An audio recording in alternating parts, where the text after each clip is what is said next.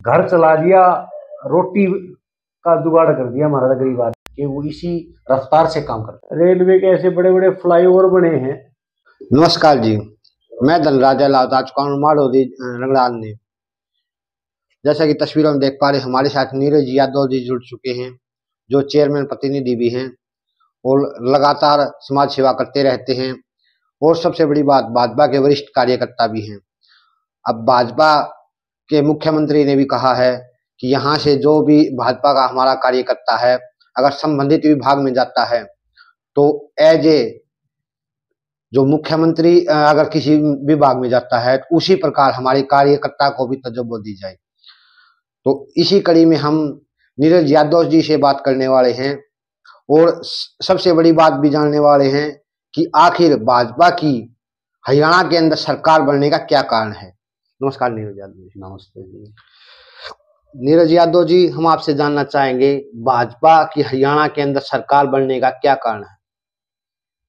सबसे बड़ी बात तो ये है कि सरकार जो बनी है ना, तो पहले जो सरकार है उन्होंने क्षेत्रवाद की राजनीति की है। बीजेपी ने हमेशा क्षेत्रवाद से उठ के समान विकास किया है। आप कहीं चले जाओ, मतलब सबका समान विकास किया है, समान रोजगार दिया है मेरिट के आधार पे। तो यही इनका जो है ना भाजपा का चुनाव का मेन प्रचार में भी यही था और जनता भी मतलब अब बहुत समझदार हो गई है। पहले वाली बात नहीं रही, लोग जागरूक इतने हो गए कि वो अपना अच्छा बुरा पहचानते हैं। चेयरमैन साहब, समान विकास की बात चल रही जी, यहाँ पर रोहतक की बात करते हैं जी, कोई विधायक नहीं, कोई मंत्री नहीं, बिल्कुल। जहाँ पर विधायक है, मंत्री है, जिस गति से विकास कार्य वहां पर होंगे, क्या आपको उम्मीद है यहाँ पर भी उसी गति से? हाँ, बिल्कुल होंगे, बिल्कुल होंगे भाई। पहले भी बीजेपी का नारा रहा है कि भाई सबको समान लेके चलेंगे हम, बगैर किसी पक्षपात के। जैसे पीछे भी हमारा कोई विधायक नहीं था जब 2019 का में सरकार बनेगी मनोहर लाल जी के नेतृत्व में, जब भी हमारे रोहतक में कोई विधायक नहीं था तब भी समान विकास हुआ। अब देखो एलिवेटेड रोड बने, रेलवे के ऐसे बड़े बड़े फ्लाईओवर बने हैं, है ना। अब बहुत विकास हुआ है। आप कहीं भी चले जाओ रोहतक के अंदर, अब रोहतक के नाम पे जो क्षेत्रवाद के नारे की जो राजनीति होती थी, चौधर की, रोहतक की चौधर, रोहतक की चौधर, क्या किया उन्होंने भाई साहब? एक 2-3 पुल बनाए तो रोहतक की चौधर का नारा देके रोहतक का विकास किया है। एक ही पुल इतना बड़ा बना दिया भाजपा ने, और एलिवेटेड रोड, एक ही पुल सारा मतलब उनको जो है ना क्रॉस कर जाता है, कहीं पे कोई जाम का काम नहीं है आज रोहतक के अंदर। लेकिन सर जो सैनी साहब का 56 दिन का कार्य था उसमें खूब विकास कार्य करो, विकास कार्य की गति बढ़ी। हाँ बिल्कुल। तो क्या जैसे ये मान के चले कि सरकार, चुनाव नजदीक थे, सरकार बने या ना बने, लेकिन सरकार बन गई है तीसरी बार, तो क्या आपको जो 56 दिन में जो सीएम साहब ने कार्य किए तो विकास कार्य गति आगे भी ऐसी रहेगी? बिल्कुल रहेगी जी। अभी आज के पेपर में आपने पढ़ा हुआ कि मुख्यमंत्री जी ने ये कहा कि 2 लाख नई नौकरियां दी जाएंगी जी जी। और ये ऐसे मुख्यमंत्री हैं। अब आपने देखा होगा कि इन्होंने ये कहा था कि भाई हम 24,000 शपथ बाद में लेंगे मुख्यमंत्री पद की, और जो है ना 24,000 की लिस्ट पहले लगा देंगे। उसी दिन बटन नहीं दबाओ तो बताओ। जो कहा है वो करके दिखाया है भाजपा ने और नायब सैनी जी ने भी। तो आगे भी मतलब बिल्कुल ऐसे ही गति से विकास होता रहेगा, ऐसे ही बच्चों को रोजगार देते रहेंगे। और सबसे बड़ी बात, बगैर खर्ची पर्ची के देंगे भाई साहब, कोई खर्ची पर्ची नहीं, कोई पढ़ने वाले बच्चे आगे आए। सबसे बड़ी बात हम आज ये देखते हैं कि लाइब्रेरियों में लगाते हैं लोग, बच्चे जो नए बच्चे हैं, पहले पढ़ने के लिए कोई लाइब्रेरियों में नहीं जाता था, अब इतना इंटरेस्ट बन गया कि वो बच्चे जो है ना खुद लाइब्रेरियों में जाके पढ़ रहे हैं। गांव में भी डिजिटल लाइब्रेरियां बन रही हैं। अब मेरे अपने मकान के सामने देखो, ये डिजिटल लाइब्रेरी बनी हुई है, वहाँ मतलब पूरी सुविधा है, एसी वगैरह, फर्नीचर की हर चीज की सुविधा है, बच्चे उसका फायदा उठा रहे हैं। भाई साहब, जैसे आपने बताया कि बिन पर्ची बिन खर्चे नौकरियां थी, आप एक जिम्मेवार पद पर हो, चेयरमैन हो जी, ये नौकरियां और आगे मिले, आपके ज्यादा से ज्यादा नौकरियां मिले, आपके क्षेत्र में मिले, आपके वार्ड में ज्यादा नौकरियां मिले, उनको लेकर आपके क्या प्रयास रहने वाले? भाई साहब मैं बताऊं, हमने अपना ब्लॉक समिति से जी जो भी ग्रांट है, ज्यादातर ग्रांट जो खर्च किए स्कूलों में किए, आप पता कर सकते हो। जी क्यों? क्योंकि शिक्षा का जो है ना सतर तो स्कूल से आना है। बिल्कुल गवर्नमेंट स्कूल में जो है ना बिल्डिंग में थोड़ी जहां भी दिक्कतें थी ना, हमने उनको मतलब वॉल फ्लोरिंग वगैरह से करके उनको डिजिटल बनाने की कोशिश की है। तो आपको ये उम्मीद थी क्या? कि युवाओं को ज्यादा से ज्यादा नौकरियां मिलेंगी, अपने पर्चे पे खर्चे मिलेंगे? हाँ, ये तो मनोहर लाल जी ने ही शुरुआत कर दी थी फर्स्ट टर्म में ही। तो उनके जो जैसे बच्चे हैं उनके माँ बाप क्या कहते हैं सर? आप तो बीजेपी के कार्यकर्ता हो। उनके माँ बाप ये कहते हैं कि भाई हमारा तो जो है ना घर चला दिया, रोटी का जुगाड़ कर दिया हमारा तो गरीब आदमी का। आपके वार्ड की बात करें, कितने युवाओं को? मैं अपने गांव की बात करूं, मेरे गांव में पहली बार, अब जो ये लिस्ट लगी है जिस दिन मुख्यमंत्री जी ने शपथ ली थी, पहली बार जो इतिहास में 14 बच्चे इकट्ठे लगे हैं। ना तो कभी भी चौधर के नाम पे लोगों को ठगा जा रहा था, कभी भी 14 बच्चे आज तक इतिहास में नहीं लगे, पहली बार लगे हैं। मतलब आपके गाँव में लगे ही नहीं इतने बच्चे आज तक, पहली बार लगे हैं। और ब्लॉक की तो बात का डाटा तो मेरे पास अभी है नहीं पूरे ब्लॉक का, तो लेकिन मैं अपने गांव से ही बता सकता हूँ 14 बच्चे लगे इतिहास में, 2 या 3 से ऊपर कभी नहीं लगे थे, इतना बड़े तादाद में जो बच्चे लगे हैं। और सबसे बड़ी बात ना उन्होंने ये देखा ये कांग्रेस का है, ये किसका है, ये किसका है, जो पढ़ने वाला बच्चा था। अब एक बच्चा, मैं नाम नहीं लूंगा, वो कांग्रेस परिवार से पहले ग्रुप डी में था और अब वो ग्राम सचिव लगा है, कोई पटवारी लगा है, कोई कुछ लगा है। और मतलब बिना उसके उनका कोई पॉलिटिकली वो नहीं था बीजेपी के अंदर। और बीजेपी के अंदर नहीं, जो गरीब आदमी है ना, वो कहीं भी जाके किसी को उन्होंने अपना जो है ना चाय तक नहीं पिलाई किसी को, बल्कि बीजेपी के जो वर्कर हैं उन्होंने जाके उसको जो घर जाके मुंह मीठा करके मिठाई खिलाई कि भाई आपको जो है आपने मेहनत की और आप सफलता की सीढ़ी पे चढ़े, ताकि दूसरे बच्चों को प्रेरणा मिल सके। बात करें आपके हल्के कलानौर की, कलानौर हल्के में भाजपा की हार का मुख्य कारण क्या रहा?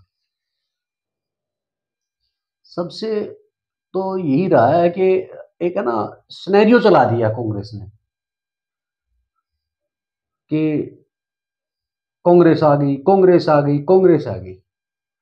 तो उससे जो है ना लोगों का माइंड, देखो अभी देखो, वैसे तो हमने कोई ज्यादा मार्जिन से हम नहीं रहे आ रहे हैं।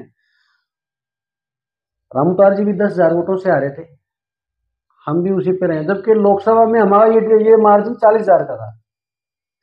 तो कहीं ना कहीं जो हमने प्रोग्रेस तो दोबारा से की है, जो बीजेपी का वोट था वो दोबारा बीजेपी की तरफ लोगों का आकर्षण हुआ है। लेकिन लोकसभा क्षेत्र भी तो काफी बड़ा है। नहीं सर, लोकसभा में 40,000 की थी इस विधानसभा के अंदर, कलानौर के अंदर 40,000 की दीपेंद्र जीते थे। और रामतार जी भी 10,000 से आ रहे थे और ये भी 10-11,000 से वोटों से आ रही। उसमें मैंने एक चीज और हो गया ना कि जी कंटिन्यू जो है ना एक सिनेरियो चला दिया कि सरकार आ गई भूपेंद्र सिंह हुड्डा की। अब रोहतक विधानसभा में भी ऐसा हुआ है, 700-800 वोटों से हमारी हार हुई है मनीष ग्रोवर जी की। तो उसमें भी ये था कि वो बूम चला दिया उन्होंने, लोगों को की तो दिमाग जो है सेट कर दिया कि भाई सरकार आ गई, सरकार आ गई। मतलब जो आज जो वोटर हैं वो मिसगाइड कर दिया। और उसके अलावा कोई ऐसी कोई बड़ी बात नहीं थी कि भाई कोई हमारा वोट बैंक यहाँ कोई कम हुआ है। तो नीरज जी, कलानौर विधानसभा के अंदर एक जाति विशेष का भी कहीं ना कहीं विरोध देखने को मिला था, तो क्या उसका प्रभाव भी इस इलेक्शन में भाजपा की हार का कारण रहा? नहीं, ऐसा कोई जातिवाद का कोई कारण नहीं मानता मैं, अपने दृष्टिकोण से तो मानता नहीं। वैसे लोगों का मन है, अपने मन से कुछ भी कह ले। जैसे प्रेम जी का खड़ा होना, देखो वो कई चीजें है ना हो जाती है, कई बार वोट कट जाती हैं। अब जैसे जो जिस समाज से प्रेम जी आते थे वो जब चुनाव लड़ रहे थे तो कह रहे थे कि उनके कि वोट जो है 40,000 हैं, फलाना है, 50,000 हैं, 30,000 हैं। तो जबकि उनको वोट आई 11-12,000, यानी वो वोट कहाँ गई? मेन बात ये है, जो कांग्रेस को वोट जानी थी वो गई उनके समाज की, जो बीजेपी की वोट थी ना वो रुक गई। हमारी मेन हार का कारण यही है, जो 11-12,000 और प्रेम को जो वोट रुकी है ना वो बीजेपी को वोट जाना था विरोध में, जो कांग्रेस के विरोध में या शकुंतला खट्टर जी के विरोध में जो वोट था वो रोक दिया गया प्रेम के माध्यम से। नहीं तो वो वोट इतना विरोध में था शकुंतला खट्टर के कि वो जो है ना बीजेपी में जाना था, कन्वर्ट होना। सर जैसे तीसरी बार सरकार बनी, आपके वार्ड में किस तरह की समस्याएं देखने को मिली हैं और सरकार से आप किन समस्याओं का समाधान करवाना चाहते हैं? वैसे तो समस्या तो चलती ही रही है जी, और सरकार ने काम करते रहना है, लेकिन और बहुत काम हुए भी हैं। ऐसा नहीं कि पिछले 10 साल में बीजेपी की सरकार में बहुत काम हुए हैं हमारे। तो मैं खुद अपने वार्ड की बात बताऊं, वैसे तो पूरा ये लगा लो कि पूरा ब्लॉक का ही की जिम्मेवारी है हमारे ऊपर, लेकिन पर्सनली मैं अपने खुद के वार्ड का बताऊं जहां से मैं चुनाव लड़के आया हूं, कोई भी काम ऐसा नहीं है जो पेंडिंग हो। मैं पिछले प्लान में सरपंच था, सभी खेतों तक के रास्ते पक्के हैं हमारे गांव के अंदर। तो जैसे आपने सरपंची की बात आई है जी, सरपंचों का कहीं विरोध भी था? सरपंचों का सरकार से थोड़ा सा तो पहले जो आपका कार्य कर रहा है, हाँ वो टेंडरिंग के कारण जो रहा है उसमें आप क्या अंतर देखते हैं? नहीं, कोई अंतर नहीं है, कोई ऐसी बात नहीं है कि भाई सरपंचों से कुछ छीन लिया। हाँ, उनको जो है ना कांग्रेस ने थोड़ा सा उनका माइंड जो हैंग कर दिया, एक तरीके से लगा लो उनको बरगला दिया कि जी ई टेंडरिंग ये है, ई टेंडरिंग वो है। और फिर ठीक है, सरकार ने अगर वो लगा कि भाई सरपंच इससे नाराज है तो वो वापिस ले लिया। तो सरपंच संतुष्ट हैं? संतुष्ट है, बिल्कुल संतुष्ट हैं। सरपंच बिल्कुल अच्छे से काम कर रहे हैं, सरकार का सहयोग भी कर रहे हैं, ऐसी कोई बात नहीं।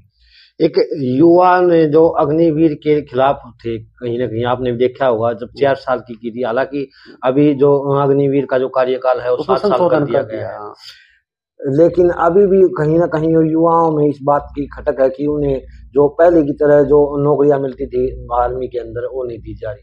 तो क्या अभी वर्तमान में भी यही हालत है या कुछ सुधार हुआ है युवाओं में?